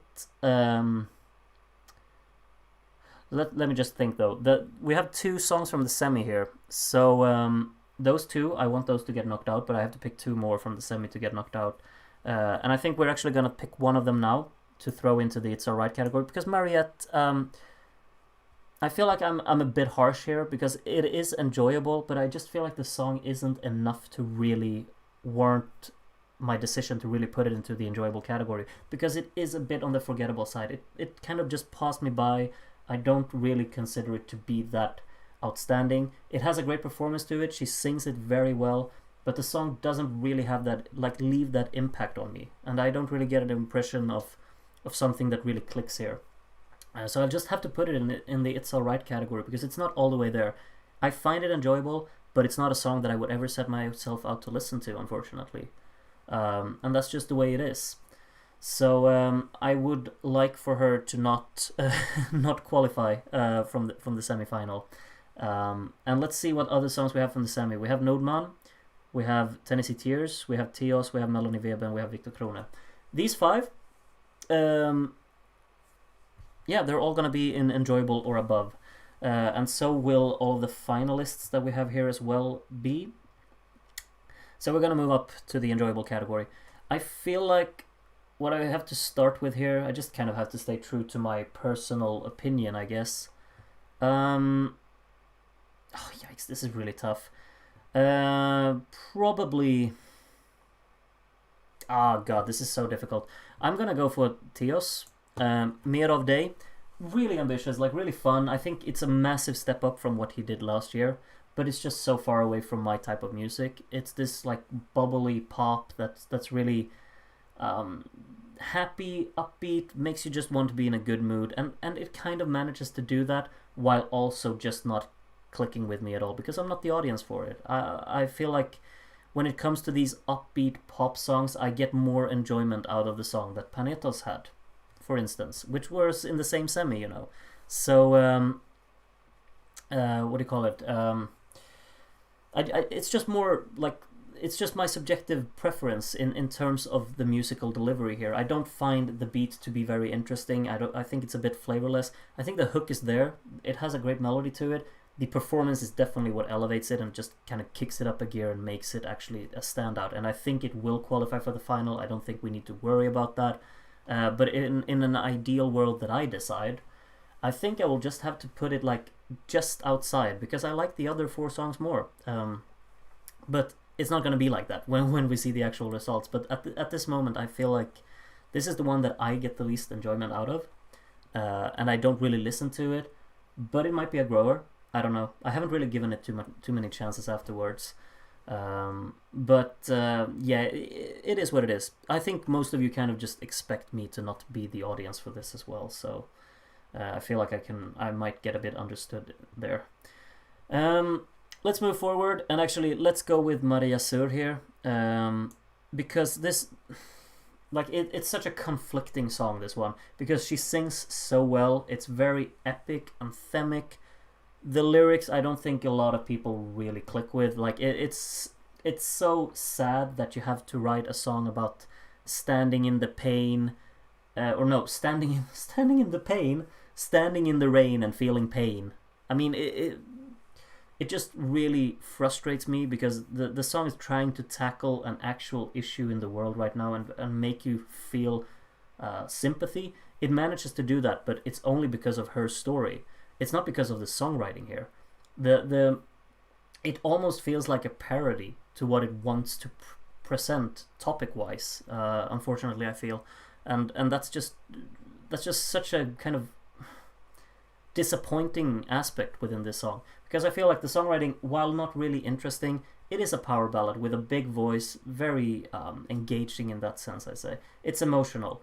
But when you listen closely, you don't really click with it. It doesn't feel like it's carefully crafted and there has actually been put like love into this. It feels very formulaic in a sense. Like it's predictable. It is exactly what you want. Like if you'd ask your computer, without anyone sitting behind it, to put together a song that's supposed to evoke emotions within people about a very, very serious topic, this is what you'll get. That's kind of what I feel about this one. it's so frustrating because there are so many great things about it. It's vocally so well sung. It has a nice melody in there. It has good ideas in the instrumental as well. Polished production, pretty empty staging, but still lovely lights and such. But man, I just hope that we won't pick this one. It's unfortunate, but yeah. Let's continue on the ballad track, because for the show by Melanie Weber, this one is really pretty. Like the way that this one is structured. Like staging wise, love it. I like this like column that she has behind her, and the way that just this lighting, like the color grading on stage, like the gold and the black and the orange, it looks wonderful. The song has a nice build in it. I think it builds very effectively throughout. It's like a progressive song, which really just showcases an evolution throughout. It has a nice piano melody to it. Like the piano arrangement throughout is pretty damn great. Vocally, it has a nice melody, lovely flow in it, solid vocal performance. Maybe a bit unclear at times in pronunciation, I guess, because it's not really superbly clear in what she's singing. But when I listen to the studio cut, I just feel like, yeah, this is just a well-written ballad. It clicks, it works for me, and I'm really happy that she went through. We'll see if she actually manages to go even further, but I think this is just a big step for her to just go to the second chance. But if I got to choose, I would definitely want to see her go through, alongside, I guess, Victor Krone, who I actually haven't really talked about, because I've been streaming for, I guess, like 2 weeks or something. So I've talked, I think, about all of the Melfest songs, like Semi 2, Semi 3, Semi 4, but not the first one. I've only like glossed over it a little bit. And Victor Krone obviously made it from the first one. A lot of people don't like it because it's very Victor Krone, and that's completely fine. I'm the same way. Like, it's the most predictable Victor Krone song you would hear. However, I find this one to be really easygoing, pleasant to listen to at any time. It's not something that I would ever pick out and just say, look at this masterful songwriting. Oh, look at these complex ideas he's thrown in here. Oh, do you want a song that has the most perfect production I've ever heard? I would never go for this one. It doesn't do anything outstanding. It just does everything pretty well. And I get that could be considered like really boring for a lot of people. For me, though, it's just a pleasant listening experience. It has a nice little show to it. It's very empty on stage, but it still has a nice show to it. It's well presented. It's well written. Has a nice chorus. Has a lovely instrumental to it. I really think so. I like this guitar-driven songs, but it's not a standout. But I absolutely think it's not as bad as what people are actually trying to claim that it is. Because people have been saying it's really awful, which I think is really unfair. I think that it's better than his song that he had whenever that was, which was called Troubled Waters. This one has a constant melody to it. It's more melodically varied. It has a nicer soundstage to it. It's actually an effort to create something a bit more flowing, I'd say. And I think that should really be encouraged instead of just being shot down. But it is what it is. I think Victor Krone might actually get knocked out here, but for something like Kiana probably.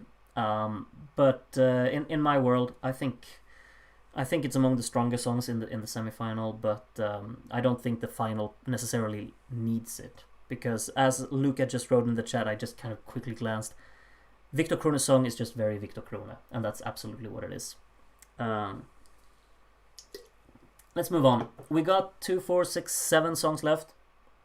5 of these are already in the final. One that isn't is Tennessee Tears with Now I Know.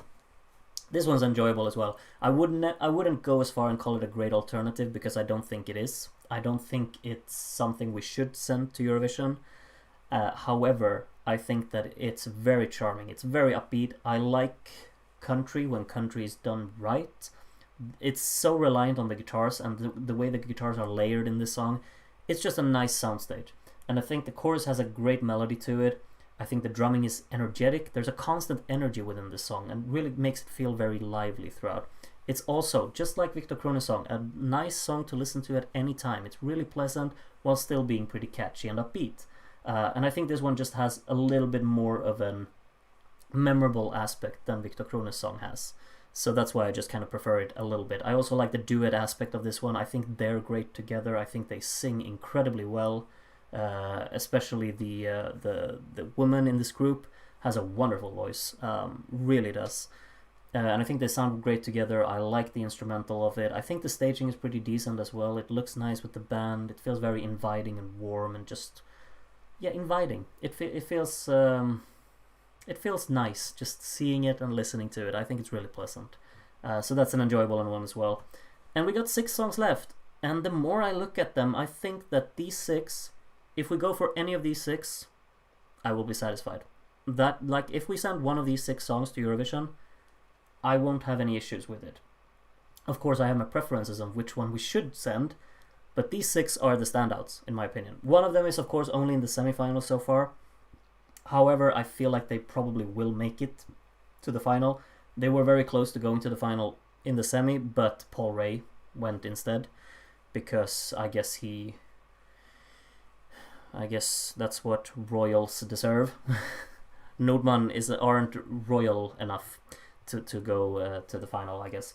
I'm just trying to think like what I want to put in 6th place, because these, I have a top 3. I have a 4th. You know what?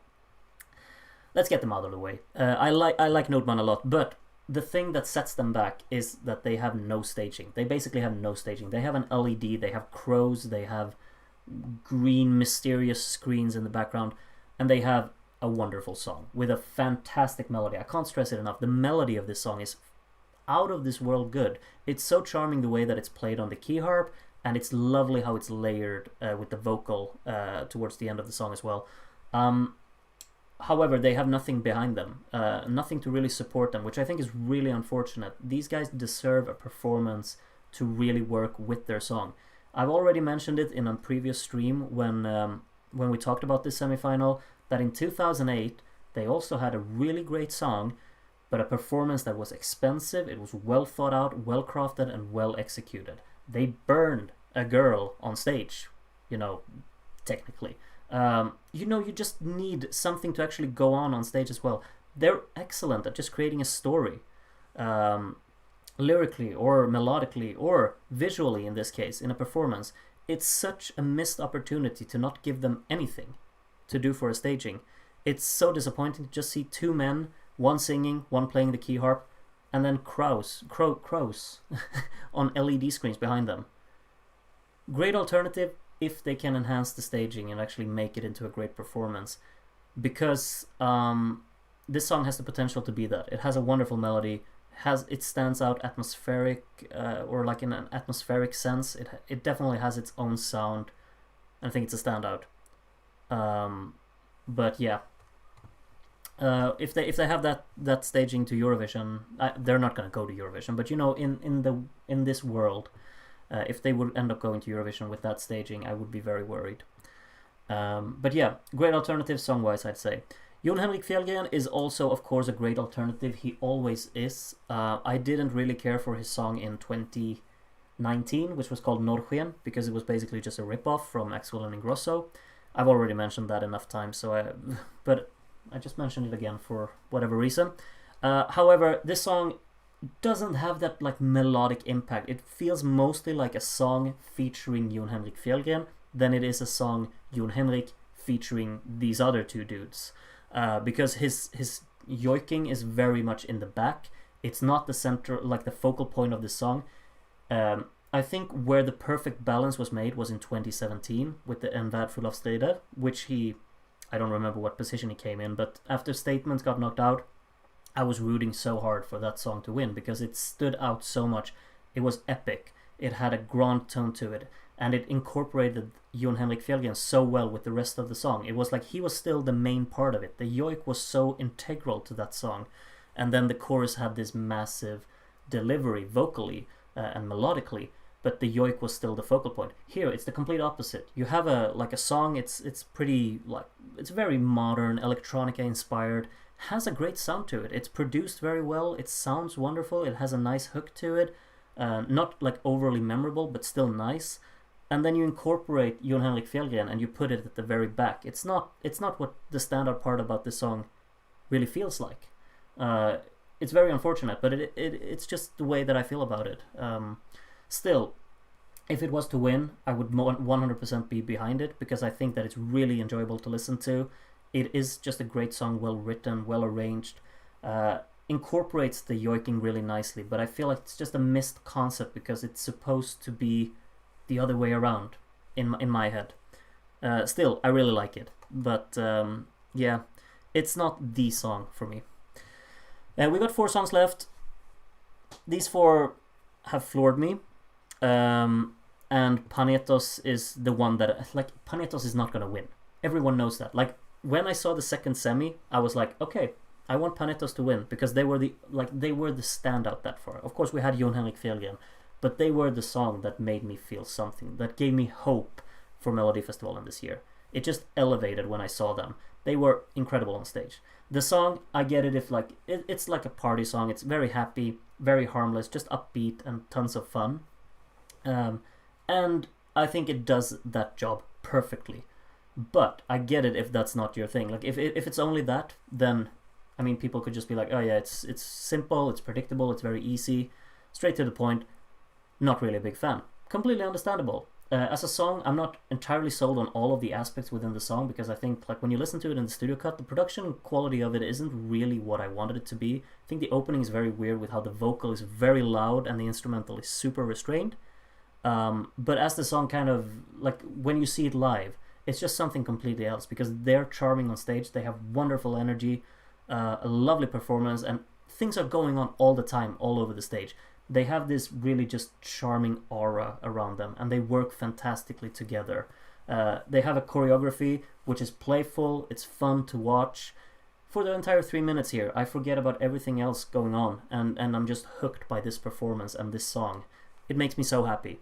And I mean, it's not what we should send to Eurovision, but like 2 weeks ago, when this was the only one that I felt really positively about, I felt like we should send this. But now I don't think that anymore because we got 3 songs below here, which are the 3 standouts. If I could, I would put them all in the top category, but you know this series by now, I'm sure you do. We're not allowed to put anything in the, like, we're only allowed to put 1 song in the top category. So let's get into Smash Into Pieces. I love them. I've already talked about them in the stream, so I don't need to go through more of it.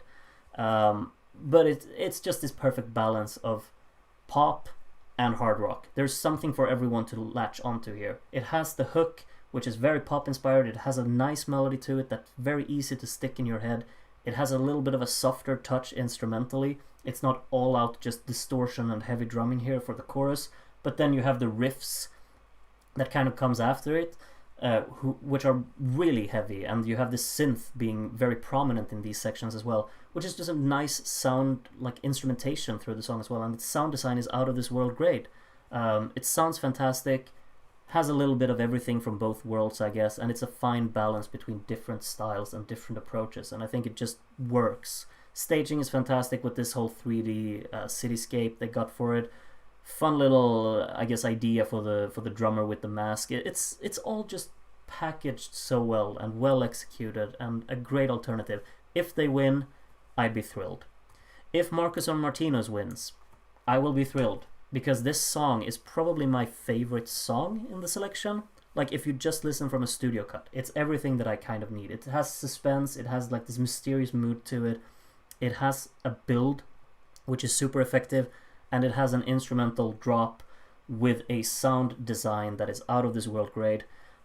It has a melody here which is really tangible. I will probably just return to the sound design, because the way that this synth comes across within this soundstage that's very moody and atmospheric, it's like just this beam of light in the middle of everything. It's such a bright sound to the synth melody. Like, it's kind of a pluck, very aggressive, very fast-paced, very reminiscent of trance music from, I guess, well, from all periods of time generally, but I guess early 2000s is probably where you find most of it, like maybe like artists like Sash, for instance. It's just this very energetic, trance-like synth that it has going for it. It feels very well executed instrumentally. and then you have a performance which just kind of matches that ambition, because the performance knocks it out of the park as well.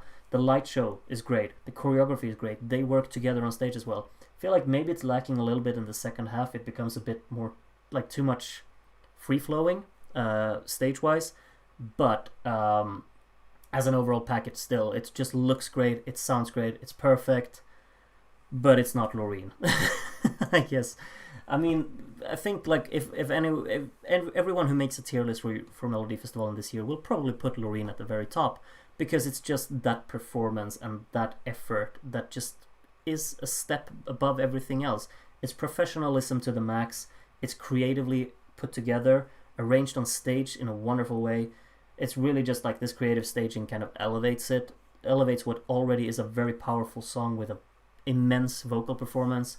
And I think the hook is there. It's really catchy, but not like too catchy. It's not one of these hooks like the "Where Did You Go" that's just repeated over and over again that makes you annoyed at it.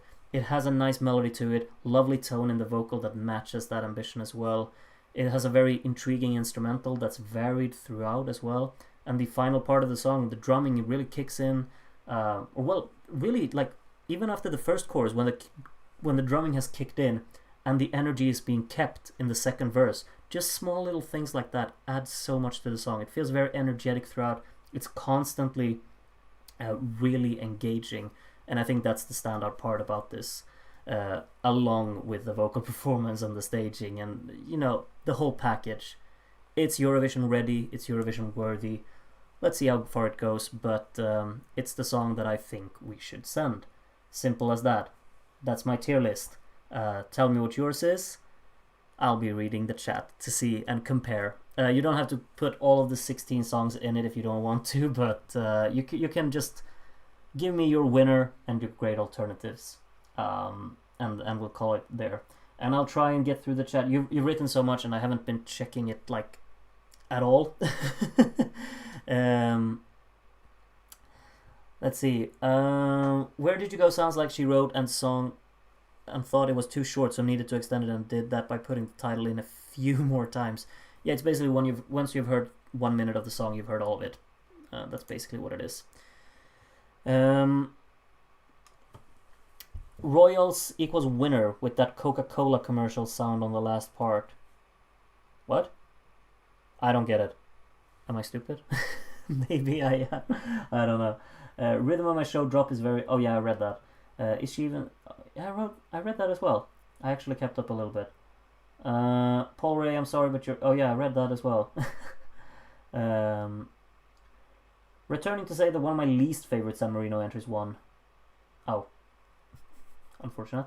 Paul's song is a cringe fest lyrically. I agree. Unfortunately. Royals is my least favorite of Paul Ray's entries. I agree. Unfortunately. He has good competition though. Like his previous songs are really good.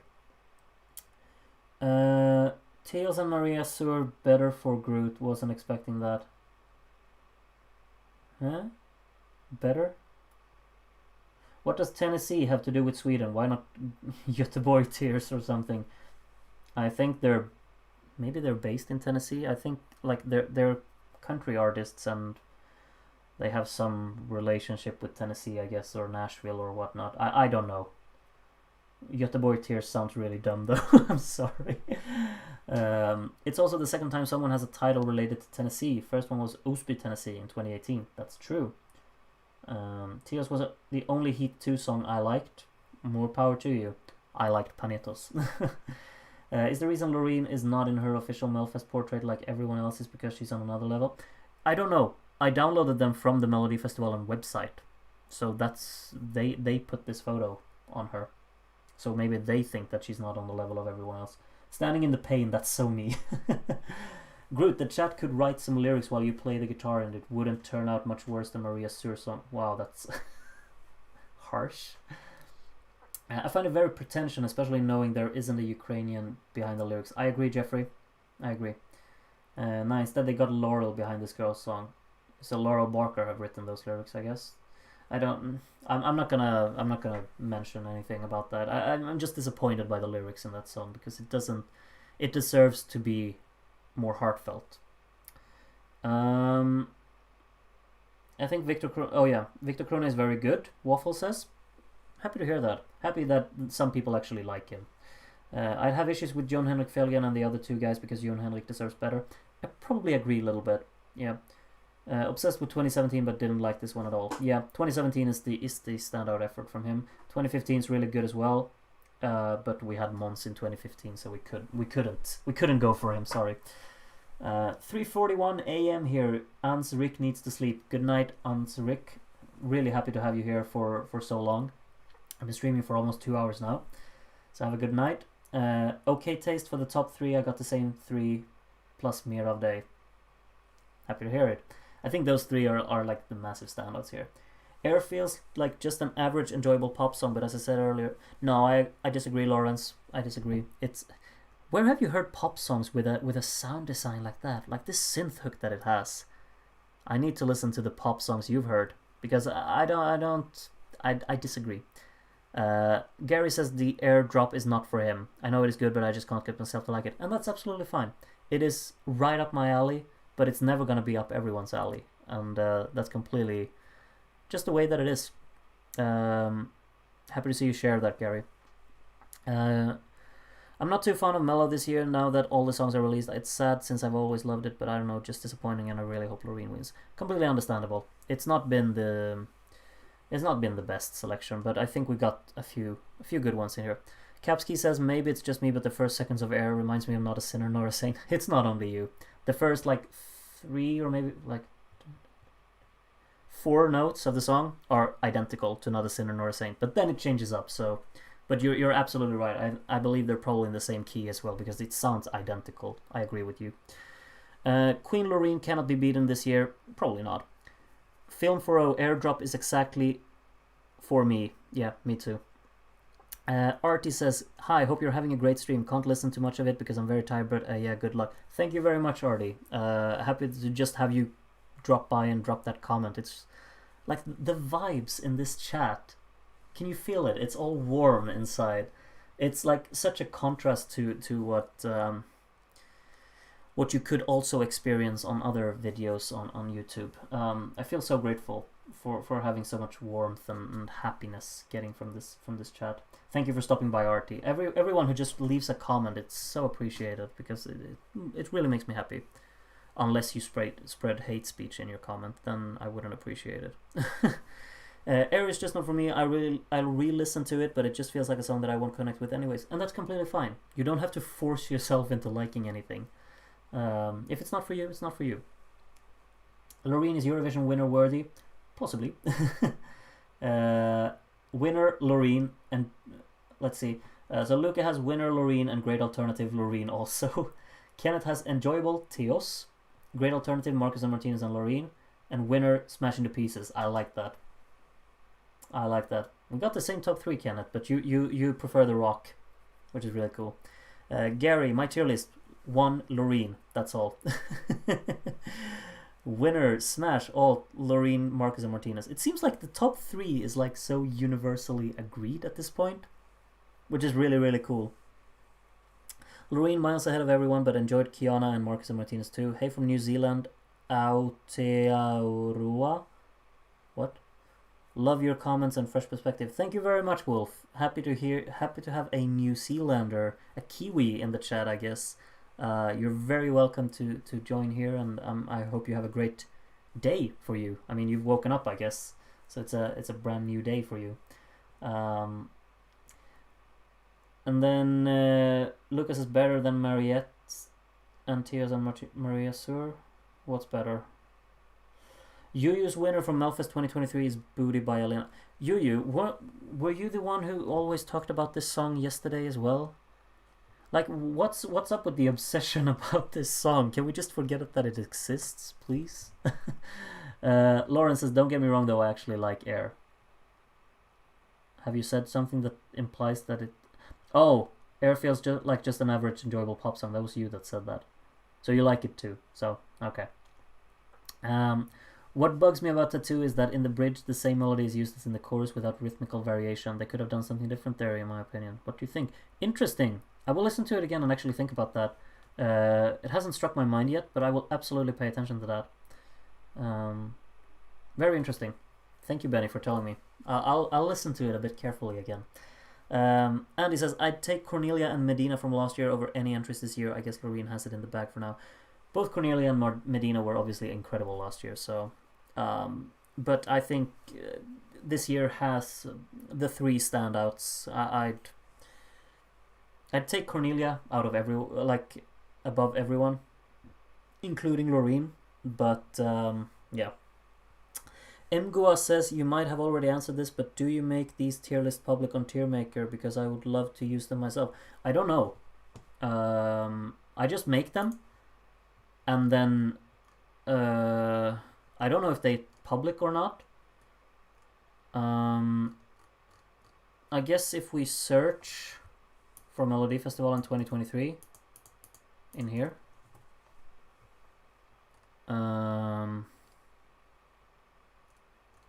no, I don't think they're public. I'm sorry, Mgua, but you can really it's really easy to make your own if you want to try. I don't know how to make it public, so I can't, but it's really easy to make your own.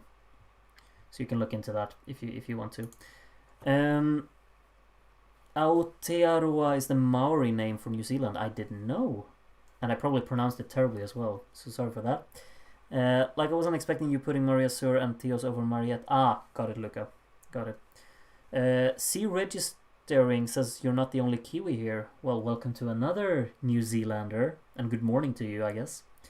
1:55 p.m. Wait, it's 1:55 p.m.? Are you 12 hours ahead? Or am I stupid? 1:55 p.m. Holy, okay. There are two highlights from Portugal tonight for you to review. Mimicat and a band called You Can't Win Charlie Brown. You Can't Win Charlie Brown? Okay. Okay, nice. So I guess we're satisfied with the Portuguese results as well then. Which song or songs of the eliminated bottom three of the heats do you think deserved second chance? Let's see. If I do that, the stream follows. Good. Let's see. Oh, we got... Okay, here we go.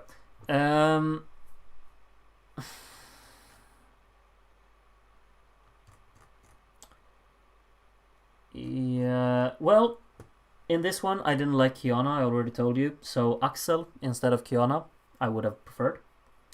Signo Jöres would also have been okay instead of Kiana. But I'm not overly dissatisfied with these results right here. Didn't like Mera Mera Mera, so that one could have stayed outside. But I don't care for Kiana. I think it's the worst song that we have left in the running now. So yeah. In this one, if I'm gonna be completely honest, I would have probably put Paul Ray outside the top 4. I don't care for this song. I think this heat is pretty strong though. The only thing that I can't click with at all is Laurel, which I think should be last. I think So kommer känslan tillbaka is a wonderful song. I've actually been listening to it a bunch after this heat, and I would have loved to see it go through, but it was never happening. And if it would have gone through, would have been instead of Paul Ray, because I think the other songs are too good. Idalova was good too. Not sure, but I really like Casanovas. Heat 2, I think the qualifiers were pretty good. Victoria was decent, but the qualifiers were also decent, so I'm not sure. Victoria was a bit too repetitive, but the only thing that kind of bugs me is that Victoria got knocked out, but Kiana went through. When Kiana has basically a similar song, but much, much worse, in my opinion. So, yeah, that's a bit frustrating. And in the first heat, yeah, Elov and Beni didn't have to go through. There wasn't really anything that excited me here, but I've actually been listening to Haunted a little bit after the shows, and I think it's really pretty. Has a nice evolution to it as well, and a nice vocal performance. I don't remember the live performance. I should watch it again before I really just claim that it should have made it through. But I think that one is actually pretty good, song-wise. Yuyu says, I made no booty references yesterday, but I do think it is very funny as a meme. Okay, then someone else did. And then Noah says, if Loreen wins, she will be my 12 points and Denmark will have to get 10. France get 8. Czechia get 7, Malta 6, Finland 5, Slovenia 4, Belgium 3, Estonia 2, and Ukraine 1. Where is Latvia?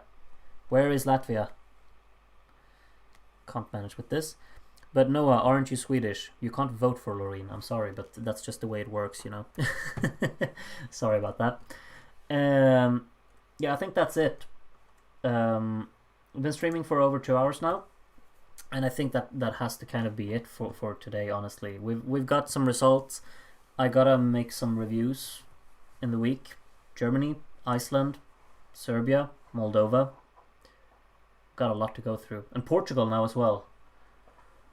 Whew. I have a long week ahead of me, but yeah, of course, Polish national final tomorrow. As Trustes says here, Filivers have to win tomorrow. I don't think they will, but if they do, I wouldn't mind. But I think Jan or Dominic are my go-tos there. But it all comes down to the live performances as well. If Filivers go, I don't really mind. Australia is underrated. The song slaps. Slaps what? Jeffrey says still 34 in the room. Go give a like before you head out. If you want to like the stream, you can do that. Absolutely. Still so cool that 34 people are here at 2 a.m. Well, 2 a.m. for me, and just watching me chat with all of you. I got a veto because I study in the UK. Ooh, nice one, Noah. Good luck on that, dude. Oh yeah, making reviews, I guess. Thank you. Gary says, okay, I'm out. Good night. Don't forget to stream Tattoo and Cha-Cha-Cha. I won't forget that. Don't you worry, Gary. And Toypa says moo again, like in some other stream. And we're gonna end it with a moo, I guess. Yeah. Have a good one. I'll see you in a review soon, I guess. But thank you all for joining me for this stream, and take care of yourselves. Bye bye.